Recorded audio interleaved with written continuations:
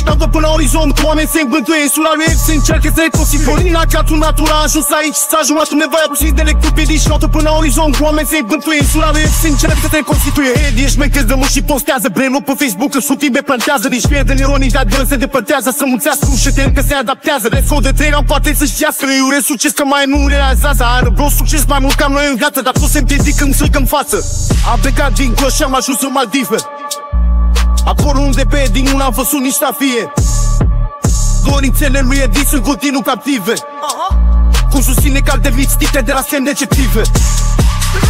Am plecat din Cluj și am ajuns în Maldive. Acolo unde pe Edi nu l-am văzut nici stafie.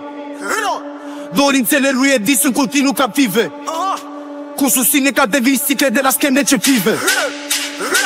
Am plecat din Cluj și am ajuns în Maldive. Acolo unde pe Edi nu l-am văzut nici stafie. Dorințele lui Edi sunt continuu captive. Cum susține că de lipsite de la scheme deceptive. Vede duși pe toate când îl vezi fumând pe stradă. Stă lăbărțat, zici că se uită după pradă. Derbagia agenție mă face mascaradă. Să plece nervos la secție e cu ceadă. Am plecat din Cluj și am ajuns în Maldive. Acolo unde pe Edi nu l-am văzut nici stafie. Dorințele lui Edi sunt continuu captive. Cum susține că alte lipstite de la scheme deceptive. Am plecat din Cluj și am ajuns în Maldive.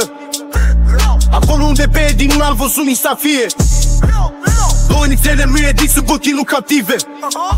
Cum susține că alte lipstite de la scheme deceptive. Let's go! De 3 ani poate să citească.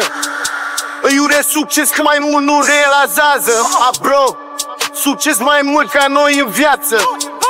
Dar tot se împiedică când se uită în față.